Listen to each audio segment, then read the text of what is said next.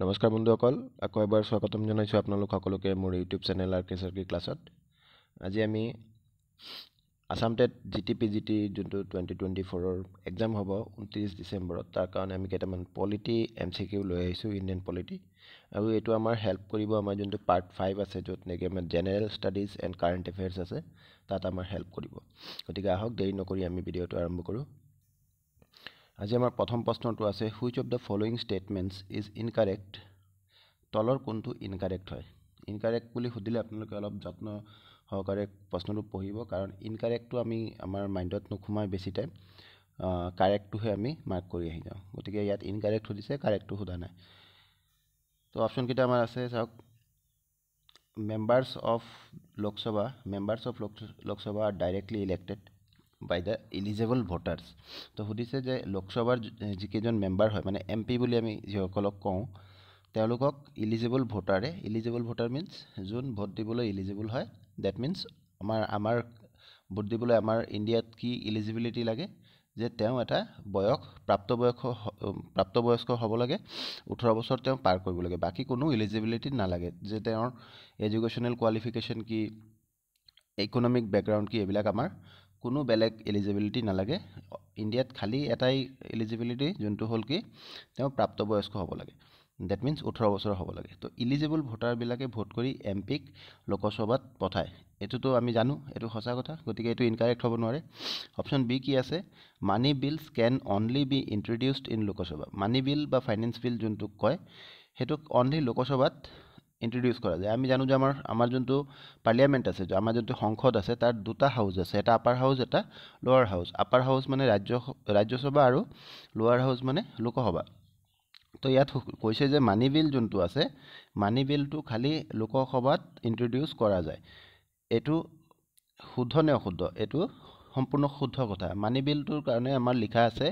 যে মানি বিল অনলি লোকসভাত ইণ্ট্ৰডিউচ কৰা যাব, আৰু মানি বিলৰ ক্ষেত্ৰত লোকসভাৰ যোনটো পাৱাৰ, এইটো খুব বেছি হৈ যায়। যদি এটা মানি বিল আছে যোনটোক নাকি লোকসভাই পাছ কৰিছে আৰু ৰাজ্যসভালৈ পঠাইছে, সেই ৰাজ্যসভাই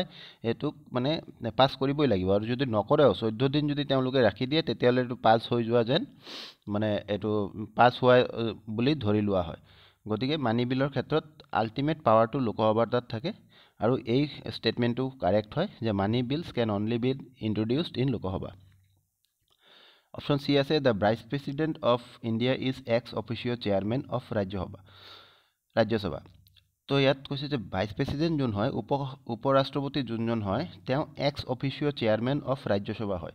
তো ৰাজ্যসভাৰ যোনটো মানে চেয়াৰ থাকে, যোনটোত চেয়াৰমেন বহে, তেওঁক ইয়াত কৈছে যে এক্স অফিচিঅ চেয়াৰমেন কোন হয়? ভাইচ প্ৰেচিডেণ্ট হয়। আমাৰ দেশৰ যোনজন উপৰাষ্ট্ৰপতি হয়, তেওঁ এক্স অফিচিঅ চেয়াৰমেন হয়। এক্স অফিচিঅ কথাটোৰ অৰ্থ হ'ল যে এক্স অফিচিঅ এনে এটা পদক বুজায় যে আপুনি বেলেগ এটা পদত পদাধীন হোৱাৰ লগে লগে আপুনি এইটো পদকো মানে পাই যায়, এইটো পদতো আপুনি অধিষ্ঠিত হয়। যেনেকৈ যোনজন আমাৰ ইয়াত ভাইচ প্ৰেচিডেণ্ট হ'ব, তেওঁ উপৰাষ্ট্ৰপতিহে হৈছে, তেওঁতো বেলেগ একো হোৱা নাই। তেওঁ মানে ইলেকশ্যন জিকি পেলাই কি হৈছে, ইনডাইৰেক্ট ইলেকশ্যন হয়, ইনডাইৰেক্ট ইলেকশ্যন জিকি পেলাই তেওঁ উপৰাষ্ট্ৰপতি হৈছে। উপৰাষ্ট্ৰপতি হোৱাৰ লগে লগে তেওঁ আৰু এটা দায়িত্বভাৰ পাই যাব, সেইটো হ'ল কি চেয়াৰমেন অফ ৰাজ্যসভা। এইটোক এক্স অফিচিঅ চেয়াৰমেন বুলি কোৱা হয়, বা এক্স অফিচিঅ শব্দটোৰ মিনিং হ'ল এইটো। গতিকে এইটো এটা আমাৰ শুদ্ধ ষ্টেটমেণ্ট হয়। তো থাকি গ'ল আমাৰ অপশ্যন ডি। অপশ্যন ডিত কি কৈছে, president nominates 4 members of Anglo Indian community to Lok Sabha. President মানে ৰাষ্ট্ৰপতিয়ে কি কৰে, নমিনেট কৰে বা কি কৰে,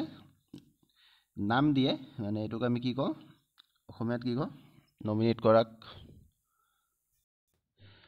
মনোনয়ন দিয়ে, হয়নে? মনোনীত কৰে 4 মেম্বাৰ, 4জন মেম্বাৰক এংলো ইণ্ডিয়ান কমিউনিটিৰ পৰা লোকসভাত। তো এইটো ভুল তথ্য। এইটো আগত আছিলে যে 2জন মেম্বাৰক, এংলো ইণ্ডিয়ান কমিউনিটিৰ 2জন মেম্বাৰক লোকসভাত কি কৰে, মনোনীত কৰে প্ৰেচিডেণ্টে, কিন্তু এইটো বৰ্তমান উঠাই দিয়া হৈছে। তো ইয়াৰ চাওক আনচাৰটো কি হ'ব, ইয়াৰ কাৰেক্ট আনচাৰ হ'ব option D, president nominates 4 members of Anglo Indian community to Lok Sabha. এইটো ভুল ষ্টেটমেণ্ট। নোটছত লিখা আছে যে 4th statement is incorrect. President used to nominate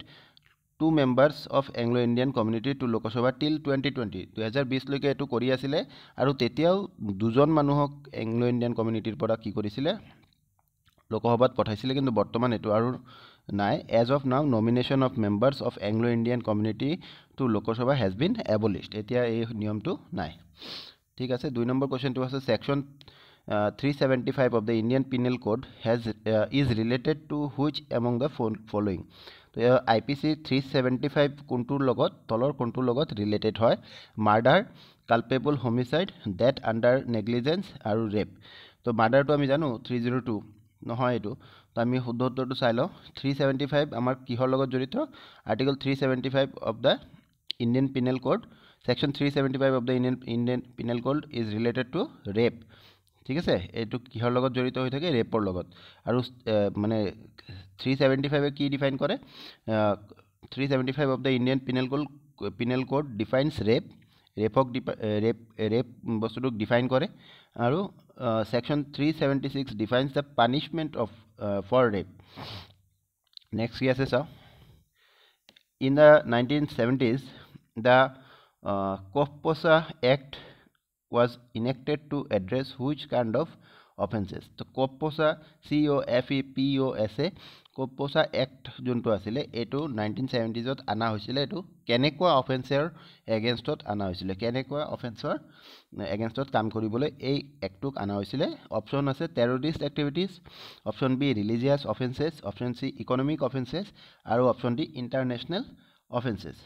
তো যদি আপোনালোকে ধৰিলক এই বস্তুটো আপোনালোকৰ মনত নাথাকে অলপ চিন্তা কৰিব এই নামটো কি নামটো এটা শৰ্ট ফৰ্ম আৰু এটো এটা ফুল ফৰ্ম থাকিব তো গতিকে এই আখৰকিটা আপোনালোক অলপ মানে চাব যে কোনটোৰ লগত মিল খাই আছে টেৰৰিষ্ট হলে টি এটা থাকিলে হয় এনেকুৱা মানে এটা আইডিয়া কৰিব পাৰে ৰিলিজিয়াছ থাকিলে আৰ এটা থাকিলে হয় ইয়াতটো নাই তো ইন্টাৰনেশনাল অফেন্সেস থাকিলে আই এটা থাকিলে হয় এৰো নাই ইকোনমিকৰ লগত মিলি আছে হয়নে নহয় যে ই আছে এই আমি যে পাইছো এফ তাৰপিছত কি ই এই ইটো ইকোনমিক হ'ব পাৰে এনেকুৱা এটা আইডিয়া ল'ব পাৰে যদি আপোনালোকে ধৰিলক গেছ কৰিব লাগে তেতিয়া হলে এনেকুৱা এটা ক্যালকুলেটিভ গেছ কৰিব পাৰিলে হয় তো আমি এটা আনসাৰটো চাও আনসাৰটো আছে অপচন সি ইকোনমিক অফেন্সেস কি আছে দা এটোৰ ফুল ফৰ্মটো কি আছিল the conservation of foreign exchange and Prevention of Smuggling Activities Act Conservation of Foreign Exchange and Prevention of Smuggling Activities Act এটো কেতিয়া ইনেক্ট কৰা হৈছিল 1974 ত ইনেক্ট কৰা হৈছিল it was designed specially to deter economic offenses and safeguard the financial stability of the country এটো economic অফেন্সেসৰ এগেইনষ্টত আৰু যাতে ইন্ডিয়াৰ financial stability সেফগাৰ্ড কৰা যায় তাৰ কাৰণে বনোৱা হৈছিল তেনেকুৱা টাইমত মানে স্মাগলিং খুব বেছি হৈ আছিল 1970s 80s ত তেতিয়া আমি মুভি বিলাকত চাই থাকো তো হেবিলাকৰ এগেইনষ্টত এটো বনোৱা হৈছিল দা act adds provisions for the preventive detention of perpetrators involved in such offenses ঠিক আছে এটো বুজিবলো আমি next আছে Delhi was called national capital territory by which amendment act তো দিল্লীক আমি জানো দিল্লী এনসিআর বুলি কোৱা হয় হয়নে নহয় এনসিআৰ মানে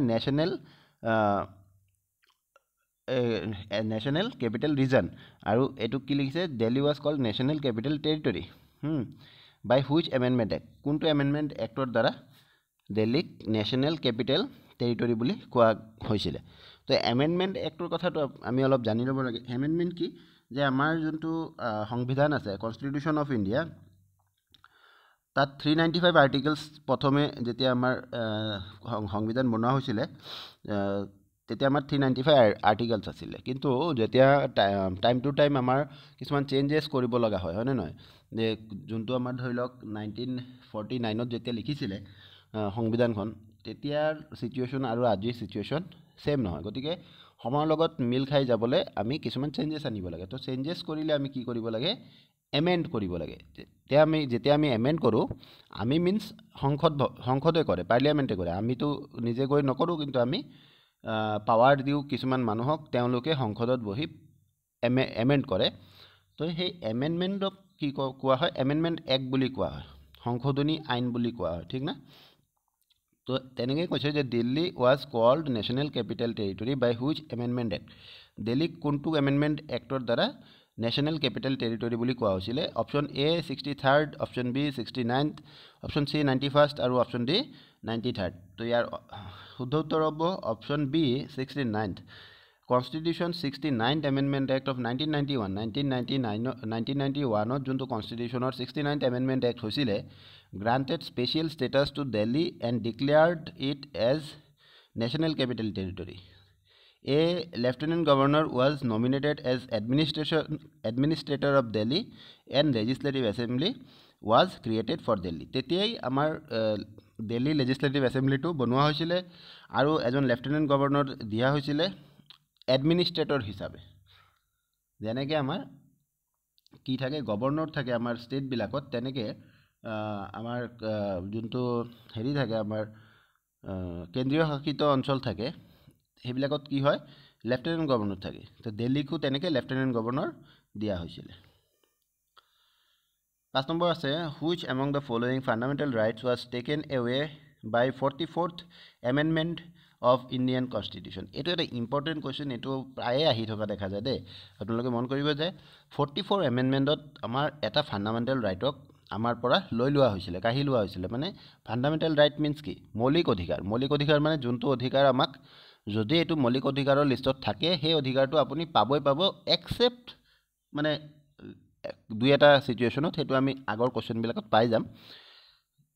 মেক্সিমাম ক্ষেত্ৰত মৌলিক অধিকাৰ আপোনাক এজন নাগৰিক হিচাপে আপোনাক দিবই লাগিব চৰকাৰে গতিকে 44 এমেণ্ডমেণ্টত তেনেকুৱা এটা আমাৰ অধিকাৰ আছিলে যোনটো কি কৰা হৈছিলে মৌলিক অধিকাৰৰ লিষ্টৰ পৰা কাটি দিয়া হৈছিলে আৰু বেলেগ জেগাত ইনপুট কৰা হৈছিলে তো সেইটোৱে সুধিছে যে which of the following fundamental rights was taken away by 44th amendment of Indian constitution কোনটো ফাণ্ডামেণ্টেল ৰাইটক আমাৰ 44th এমেণ্ডমেণ্টে আমাৰ পৰা লৈ গৈছিলে option A right to form associations option B right to property option C right against exploitation option D right to freedom of speech and expression ইয়াত আপোনালোকে অপশ্যনবিলাক চালি আপোনালোকে খুব ধুনীয়াকৈ গম পাই যাব যে কোনটো হয় ৰাইট টু ফৰ্ম এছ'চিয়েশ্যন যোনটো আছে এ নম্বৰ অপশ্যন এছ'চিয়েশ্যন ফৰ্ম কৰা এছ'চিয়েশ্যন মিনছ কি কিবা এটা সংগঠন আমি সংগঠন ফৰ্ম কৰিব পাৰোঁ নে নোৱাৰোঁ কওকচোন এতিয়া ধৰি লওক আপোনালোক যেতিয়া হাইস্কুল টেট বা হায়াৰ ছেকেণ্ডেৰী টেট পাছ কৰি টিচাৰ হৈ যাব আপোনালোকে নিশ্চয় গৈ পেলাই সংগঠন এটা জইন কৰিব সদৌ অসম শিক্ষক সন্মিলনী তেনেকুৱা হয়নে তো এছ'চিয়েশ্যন আমি ফৰ্ম কৰিব পাৰোঁ তাত কোনো আমাৰ অসুবিধা নাই ৰাইট আছে আমাৰ এতিয়াও আছে তো এইটো হ'ব নোৱাৰে অপশ্যন চি যোনটো আছে এইটো চাওক অপশ্যন চি আছে ৰাইট এগেইনষ্ট এক্সপ্লয়টেশ্যন আপোনাক যদি এক্সপ্লয়ট কৰা হয় ইন এনি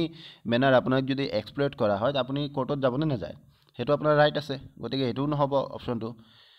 অপশ্যন ডি আছে right to freedom of speech and expression এইটোতো আজিকালি খুব বেছি হৈ গৈছে এই ৰাইটটো freedom of expression and speech আমি যিকোনো বস্তু আমি কৈ দিওঁ আমি এতিয়া কৈ দিয়াৰ আমাৰ চান্সেছ বাঢ়ি গ'ল কাৰণ আমি ছ'চিয়েল মিডিয়াত আছোঁ আমি কি নকৰোঁ আমি ফেচ টু ফেচ কথা কম পাতোঁ আমি ভাৰ্চুৱেল মিডিয়াত আমি কথা পাতোঁ গতিকে ভাৰ্চুৱেল মিডিয়াত যেতিয়া আমি কথা পাতোঁ তেতিয়া আমাৰ কি হৈ যায় আমাৰ কথা পতাৰ ধৰণ সলনি হৈ যায় আমি বহুত কিবা কিবি ক'ব পাৰোঁ গতিকে right to speech and expression যোনটো এইটো আমাৰ বৰ্তমান আছে আমাৰ কোনটো নাই ৰাইট টু প্ৰপাৰ্টি যোনটো অপশ্যন বি যোনটো আছে সেইটো আমাৰ নাই আপোনালোকে চিন্তা কৰি চাওকচোন আপোনাৰ প্ৰপাৰ্টিৰ অধিকাৰ আছে নেকি যে আপুনি চৰকাৰক গৈ ক'ব পাৰিব নেকি যে মোৰ প্ৰপাৰ্টি লাগিবই সেইটোতো আপুনি ক'ব নোৱাৰে তো সেই ৰাইট টু প্ৰপাৰ্টিটো এসময়ত আছিলে ফাণ্ডামেণ্টেল ৰাইট কিন্তু এইটো 44th এমেণ্ডমেণ্ট এক্টে কি কৰিছিলে এই ৰাইট টু প্ৰপাৰ্টি এক্টক আমাৰ পৰা লৈ গৈছিলে তো আনসাৰ হ'ব right to property option B by 44 constitutional amendment act of 1978 the right to property was taken away from the category of fundamental rights and made it as a legal right কিন্তু legal right হিসাবে এটুক বনাই রাখিছে এতিয়াও fundamental right নহয় legal right হয় article 19(1)(f) which guarantees the citizens the right to acquire, hold and dispose the property of Article 31 the property and Article 31 relating to compulsory acquisition of property have been omitted ঠিক আছে article 19(1) আৰু f আৰু article 31 কনস্টিটিউশনৰ এই দুটাক এমেন্ড কৰা হৈছিল omit কৰা হৈছিল মানে ডিলিট কৰি দিয়া হৈছিল ঠিক আছে যি কি নহক নেক্সট কোৱেশ্চনলৈ আগবাঢ়ো 6 নম্বৰ কোৱেশ্চনটো আছে all those एक सेकेंड रहो 6 number question to all those laws that were in force All those laws that were in force immediately before the enactment of the Constitution shall be void to the extent of inconsistency with the fundamental rights. Essence of Article 13(1) which quotes this can be placed under which of the following? তো চাওক ইয়াত কি কৈছে যে এটা statement দি দিছে যে all those laws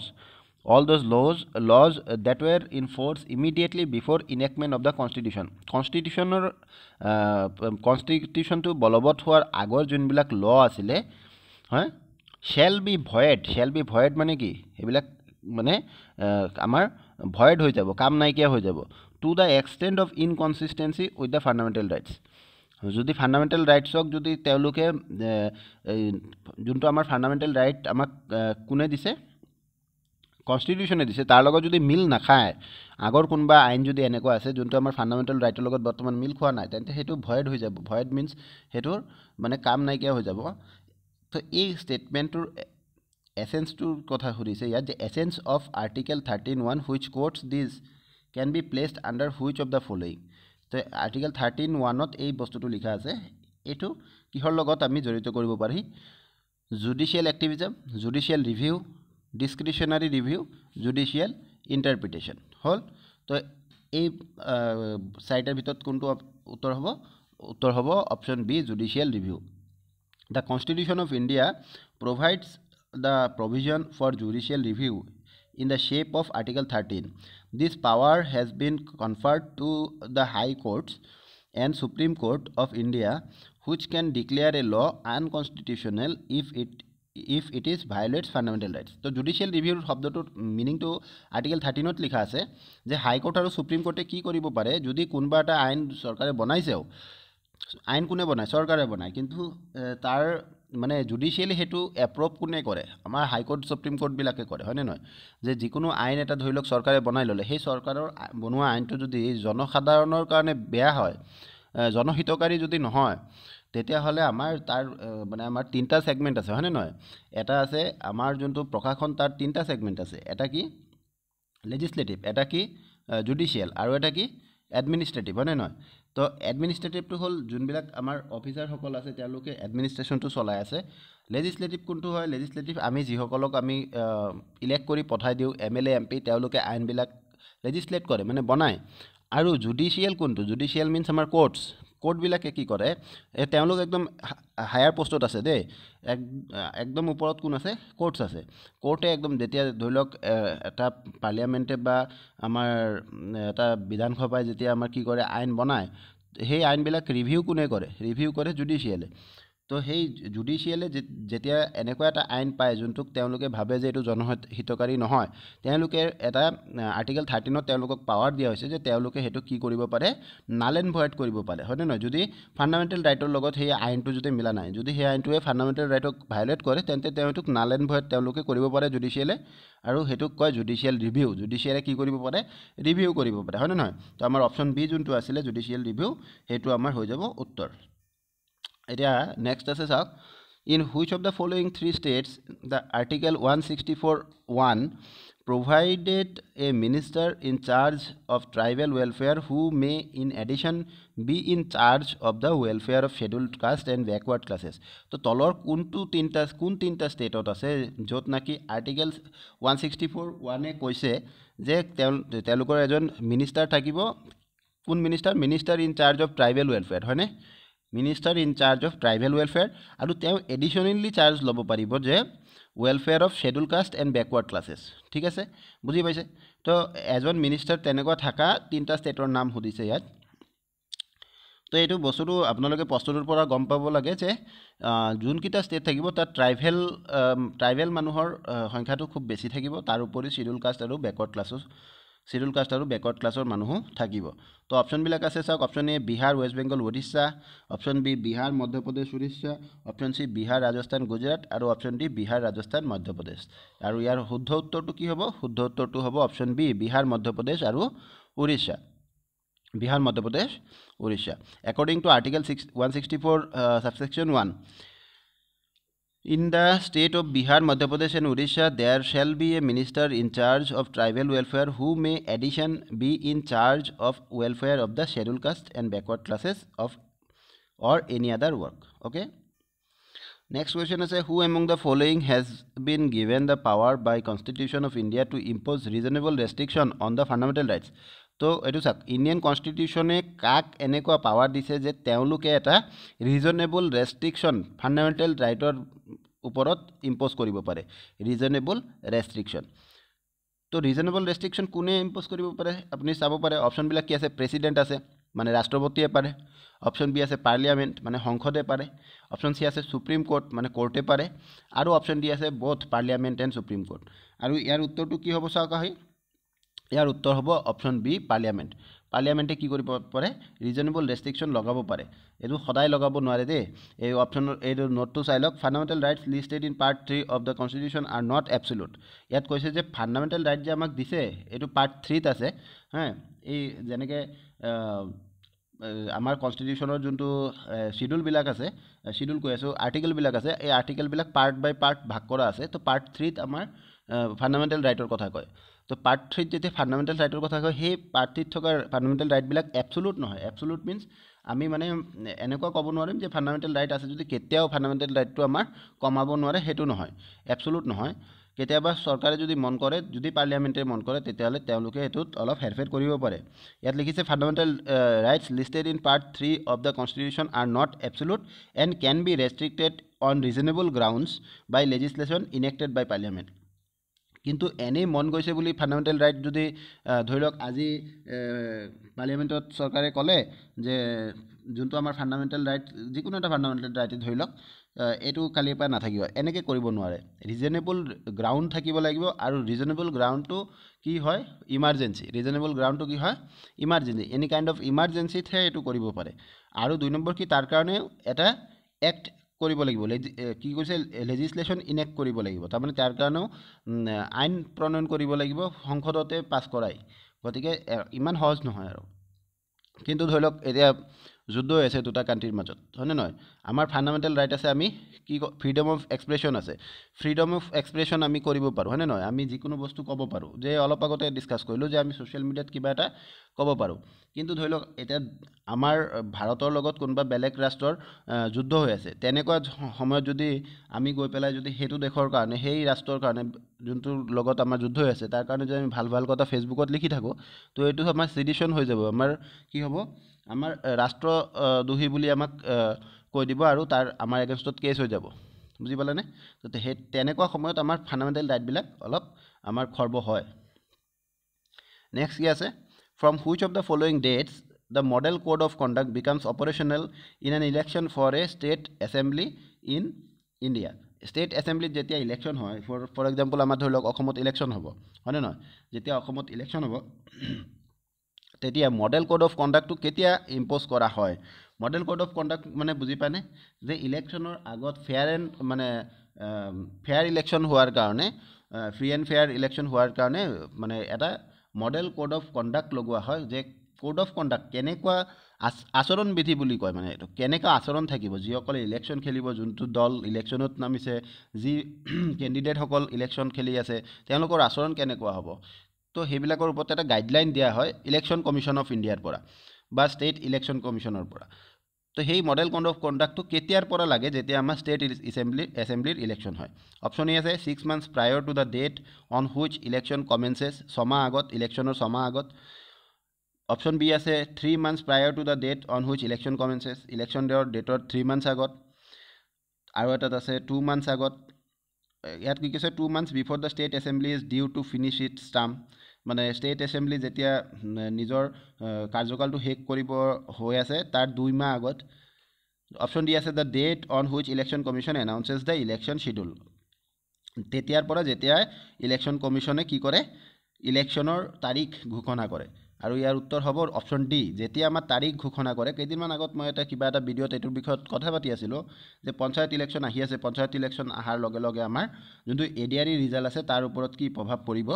তেতিয়া মই কৈছিলোঁ এই কথাটো যে যেতিয়া ইলেকশ্যনৰ ডেট ঘোষণা কৰা হয় তেতিয়া কোড অফ কণ্ডাক্ট আমাৰ লাগি যায় আৰু কোড অফ কণ্ডাক্ট লাগিলে চৰকাৰে নতুন আঁচনি আনিব নোৱাৰে হয়নে নহয় মানে মানুহৰ জনগণৰ হিতৰ কামবিলাক তেতিয়া মানে নতুনকৈ কৰিব নোৱাৰে মানে যদি যদি তেনেকুৱা নকৰে তেতিয়াহ'লে চৰকাৰে কি কৰিব সকলোবিলাক কাম থৈ দিব লাষ্টত যেতিয়া ইলেকশ্যন ঘোষণা হ'ব তেতিয়া খুব কাম কৰিব ৰাস্তা চব বনি থাকিব ডাঙৰ ডাঙৰ ব্ৰিজ বনিব তেতিয়া মানুহে দেখিব বোলে চৰকাৰে বহুত কাম কৰিছে আৰু ভোটটো দিব লাগে তো তেনেকুৱা কাম তেওঁলোকে সেই লাষ্টৰ পৰ্যায়ত কৰিব নোৱাৰে কোড অফ কণ্ডাক্ট লাগি যায় কিন্তু এটা পৰীক্ষাৰ যোনটো পৰীক্ষা এডিআৰিৰ কথা কৈ আছিলোঁ যে পৰীক্ষা হৈ গৈছে ৰিজাল্টহে দিবলগীয়া বাকী আছে সেইটো আৰু সেইটো চৰকাৰে কৰা নাই সেইটোৰ কাৰণে SLRC এটা ফৰ্ম কৰা হৈছে গতিকে তেওঁলোকে কৰিব পাৰিব আচ্ছা ইয়াৰ উত্তৰ হ'ব যে option D the date on which election commission announces the election schedule the model code of conduct becomes operational in an election for a state assembly in India from the date on which election commission announces the election schedule ঠিক আছে বুজি পাইছে আপোনালোকে তাৰ 10 number কুৱেশ্যনটো আছে এইটো আমাৰ আজি লাষ্ট কুৱেশ্যন হ'ব আৰু যদি আপোনালোকৰ এনেকুৱা মানে যদি এনেকুৱা কুৱেশ্যন আৰু লাগি থাকে মোৰ কমেণ্ট বক্সত জনাব সঁহাৰি পালে মই আৰু ভিডিঅ' আনি থাকিম মই ভাবিছোঁ যে আপোনালোকৰ যোনটো GS পেপাৰ আছে GS পেপাৰ মিনছ আপোনালোকৰ পাৰ্ট 5 যোনটো আছে তাত GS আৰু কাৰেণ্ট এফেয়াৰ্ছ আছে সেইটো মই আগতীয়াকৈ খুব ধুনীয়াকৈ বেছি নহয় 4-5টা ভিডিঅ'ত আপোনালোকক কভাৰ কৰি দিব পাৰিম আৰু তেনেকুৱা সৰু সৰু ভিডিঅ' হ'ব আধা ঘণ্টা 40 মিনিটৰ ভিডিঅ' হ'ব আপোনালোকে চালে একেলগত 5টামান ভিডিঅ' চাই দিব পাৰিব 2x স্পীডত আৰু আপোনালোকৰ যোনটো মানে সেই পৰ্চনটো আপোনালোকৰ ক্লিয়াৰ হৈ যাব তো যদি আপোনালোকৰ এনেকুৱা ভিডিঅ' লাগি থাকে তেতিয়াহ'লে মোক কমেণ্ট বক্সত নিশ্চয় জনাব আৰু লাইক কমেণ্ট কৰি মোক সঁহাৰি জনাব তেতিয়া মই আকৌ নতুন ভিডিঅ' বনাই আনিম আচ্ছা 10 নম্বৰ কুৱেশ্যনটো আছে an ordinary bill is generally circulated put on website for purpose of eliciting the public opinion on it during which of the following stages তো এটা জেনেৰেল বিল মানে আমাৰ এটা আইন হোৱাৰ আগত যোনটো ড্ৰাফ্ট থাকে সেইটোক পাব্লিকৰ ওচৰত কেতিয়া দি দিয়া হয় যে পাব্লিকৰ অপিনিয়ন ল'বলৈ কেতিয়া দি দিয়া হয় অপশ্যন এ আছে বিফৰ ফাৰ্ষ্ট ৰিডিঙৰ আগত অপশ্যন বি আছে after first reading but before second reading option C আছে after second reading but before third reading আৰু অপশ্যন ডি আছে আফটাৰ থাৰ্ড ৰিডিং তো এই ৰিডিং মানে বুজি পাইছেনে এটা আইন মানে প্ৰণয়ন কৰোঁতে আইনটো বনাওঁতে বহুতবাৰ সেইটোক চালি জাৰি দেখা হয় সেইটো ফাৰ্ষ্ট ৰিডিং ছেকেণ্ড ৰিডিং বুলি কোৱা হয় তো কেতিয়া পাব্লিকৰ অপিনিয়নৰ কাৰণে পঠায় চাই লওক অপশ্যন বি উত্তৰটো হ'ব option B after first reading but before second reading যেতিয়া আইনটো প্ৰণয়ন কৰে তেওঁলোকে আইনটো বনোৱাৰ পিছত তেওঁলোকে যোনে লিখিছে ড্ৰাফ্ট কৰিছে তেওঁলোকে এটা ফাৰ্ষ্ট ৰিডিং আগত দি লয় ফাৰ্ষ্ট ৰিডিংটো দি পেলাই পাব্লিকৰ আগত দি দিয়ে যে আপোনালোকে মতামত দিয়ক যদি দৰকাৰ হয় আৰু সেইটো বস্তুত পাব্লিকৰ মতামত তো পাব্লিকৰ পৰা মতামত লয় তাৰপিছত ছেকেণ্ড ৰিডিং হয় এনেকৈ চলে তো ইয়াত লিখিছে an ordinary bill is generally circulated put on website for purpose of eliciting the public opinion on it after the first reading but before second reading আচ্ছা আপোনালোকে কেতিয়াবা দি পাইছেনে এনেকুৱা অপিনিয়ন পাব্লিকৰ ফোৰামত কেতিয়াবা দি পাইছেনে কিছুমান বস্তুত কিন্তু ইয়াৰ মাজতে আমাৰ বিগত কিছু বছৰত এনেকুৱা দিয়া হৈছিলে সংসদৰ পৰা এটা মেইল ID দি দিয়া হয় চাৰ্কুলেট কৰোৱা হয় যে আপোনালোকৰ যদি তেনেকুৱা মতামত থাকে দিব পাৰে তো বহুতে গৈ পেলাই এই মেইল ID দিয়ে বহুতে গৈ পেলাই ৰিটেন দি আহে তেনেকুৱা মানে অবজাৰভেশ্যনবিলাক দিয়ে মানুহে তো এইটো আমাৰ অপশ্যন বি হ'ব উত্তৰ যে after first reading but before second reading প্ৰথম ৰিডিঙৰ পিছত কিন্তু ছেকেণ্ড ৰিডিঙৰ আগত তো আজি এই 10টা প্ৰশ্নই আছে ভাল লাগিলে আপোনালোকে লাইক শ্বেয়াৰ কমেণ্ট কৰিব ধন্যবাদ